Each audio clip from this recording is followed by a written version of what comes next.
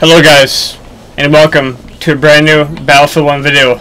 Today we're going to be discussing our CTE patch, which has just launched for the CTE today. Obviously we know now, and I'm sure some of you guys who have the PC variant of the game are definitely hard at work at getting your feels in for the new DLC that is now available in CTE to test.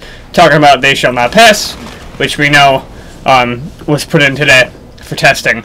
However, I do have a little bit more clarification for you guys based on the footage that I saw this morning on other YouTubers that do have PC on what you can play. I don't know about the other three maps, but I do know that Soissons is a confirmed map in the thing, and it sounds like that might be the only map in the DLC. Don't quote me on that. I don't entirely know, but that's what I'm saying, so that's what I'm making my assumption. And also, the Char 2C Behemoth is available to use in this DLC as well as the Saint-Chamond tank.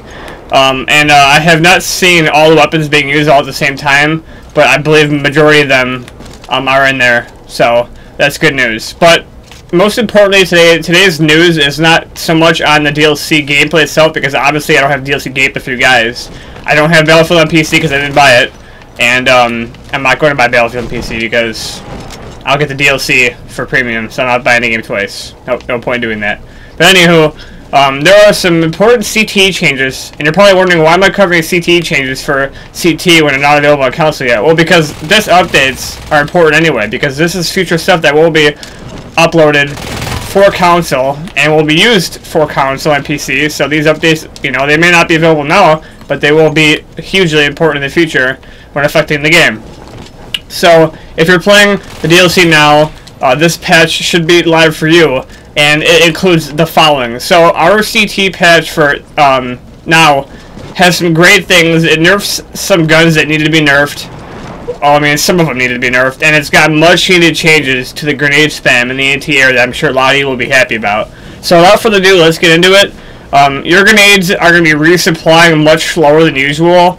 Obviously, if you're playing the support class and you have the ammo box on, you're going to be having quicker load times than everybody else, just because, grenades resupply quicker when you're next to an ammo crate. That's just the way the game is. That's one of the perks of being a support class. So, as long as you're playing support class, technically this isn't going to apply to you, because let's do, for instance, the new resupply time for the grenade count for the regular frag grenades is 36 seconds. Now that's 3 times faster. 3 times faster that will be next to a ammo crate for the support class. But if you're not playing support and you're playing, like, let's say medic or recon, you're gonna have to wait a whole 36 seconds for your frag grenade to respawn. Now this also applies to the incendiary grenade. The incendiary grenade also has 36-second wait time, so there's gonna be less fire spam. And the gas grenade also has a 27-second wait time for the thing. And obviously, like I said before, same thing for the grenades and incendiary. Both the gas and incendiary will have quicker reload time if you're playing support class. Next up, we have the gas and mini grenade ammo have been reduced to 1. I don't know how effective mini grenades are. I haven't used them. I don't see them used that often, but it's hugely important to point out the fact that the OP, destructive, God-forsaken thing known as gas, which I can't complain about because I use myself. Gas grenades are no longer by the 2 anymore. Yes, I know in this video you can see me using 2 because this is Xbox One. We don't have CTE and Xbox One, so it hasn't been tested out yet, and this is post-patch.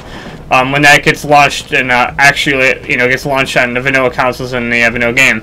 But your gas grenade count and your mini grenade count for your CTE patch on PC has reduced the count of the grenades to 1. So if you're playing PC right now and you're wondering why you only have 1 gas grenade, well, it's balanced now, so congratulations, it's balanced. And I do believe also, too, patch earlier than that also reduced the gas grenade time from 22 seconds to 15 seconds, so the gas will not be active as long as it used to be, which is going to help out for all you people out there who are getting tired of gas grenades. Next but not least, we have the impact grenade is now at 1 second. It's now at a whole second before it explodes instead of the previous 0.7 seconds, so you get a little bit of a leeway there. The incendiary grenade is now at 1.3 seconds before explosion compared to its previous 0.67 seconds, and the light anti-tank grenades now have a decreased blast radius from 2.0 meters from the previous 1.5. So if you're complaining about the anti-tank grenades having, you know, too big of a meter, that's going to be fixed here. So don't worry about that. I mean, it may look like it's a lot on paper, but it's probably not that big a deal. Next up, we have the Automatico. The regular factory and the Trench and Storm variants have seemed like they've gotten a little bit of a nerf here, but the regular other versions have not been touched like the factory. So the factory version has increased recoil now to 1.2, which is going to help it be a little bit less uncontrollable, and maybe the Automatico won't be so lethal in the battlefield anymore. Next up, the Trench and Storm variants have increased their first shot recoil multiplier to 2.8. So you have a better chance of your first shot going much more sporadic than it used to had. Next but not least, the Hellregals seem to have gotten nerfed. I don't really know if it was that big a deal to begin with, just because I always considered the mag size to be a pretty good counter to how good the weapon was. But the Hellregal's increased horizontal recoil is now to 0.95. Overheating of the weapon will now cancel your ability to aim down sights, which is huge, because we know the weapon has an overheating ability. And last but not least, when you're hip firing, your bullets will disperse more sporadically. So the hip fire did get a little bit of a increase, and I do that's what the weapon's known for, is its hip fire skill. So maybe the hip fire still might be a problem. We're gonna have to wait and see. And last but not least, ladies and gentlemen, the anti-air is not going to be a dick anymore in the battlefield. The anti-air has seen a removed blast and impact pulse to prevent them from pushing rotating planes. For those of you who have no idea what the hell that means, ultimately, that means that when you're flying, and you had all those times where the anti-air would, you know, signal you in the sky, that anti-air would target you and start shooting at you. And if you're ever wondering why your plane would go spiraling out of control, or, you know, you'd get like knocked into like a tree when it's flying low, it's because for some reason there was like this invisible force that the anti-air had on it. And basically what it would do is, when it would hit your plane, it would basically like, it would be like a force push. It would be like the anti-air was like force pushing your plane into something, or making you go out of control. And a lot of people, I know myself included, flying, I couldn't control my plane when the anti-air started letting me up.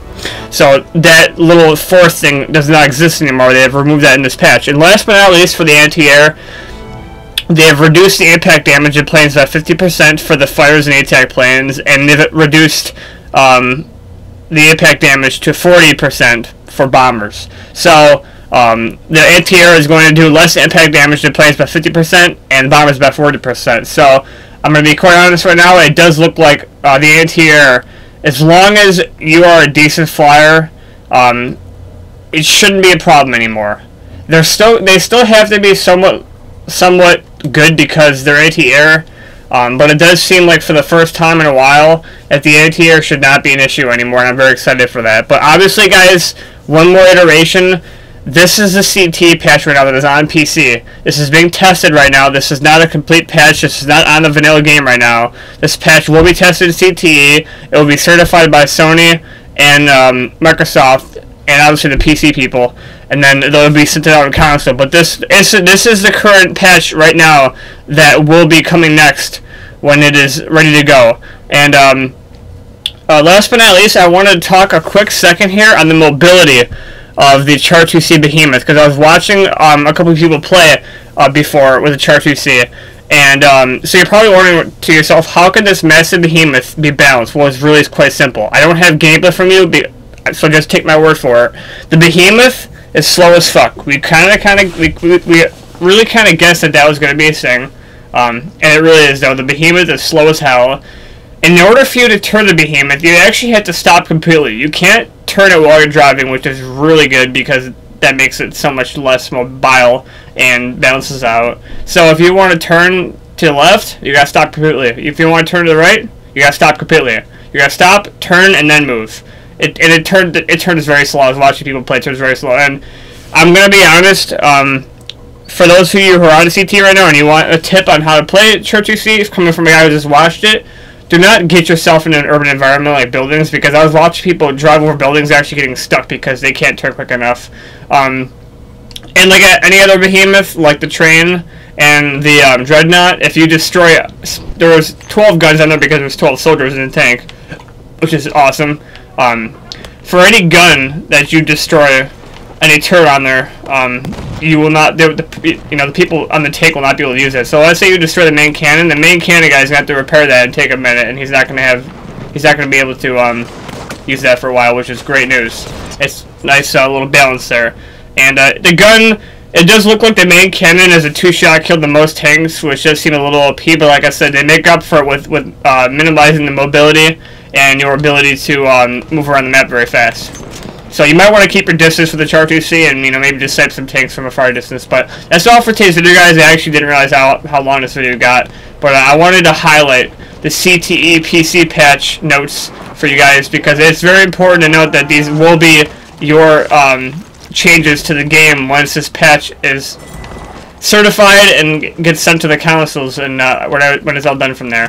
But yeah, so grenade spam and anti-air look like they're a thing of the past, and it looks like the Automatico and the Hellriegel are getting some sort of nerf in the game. And that's all for today's video, guys. If you're new to my channel, please subscribe, hit the like button, and stay tuned tomorrow for well, probably some more Battlefield 1 gameplay for you guys. I know I keep saying Battlefield 1 gameplay, but every time we move a day forward, I get more news and information to post for you guys. So yeah, and as always, the minute anything drops for the They Shall Not Pass DLC, I'll continue to cover that here on the channel as we get closer to launch. It should be very soon. We should be getting our release date any day now. But yeah, guys, see you guys tomorrow with some more Battlefield 1 content. Have a good one.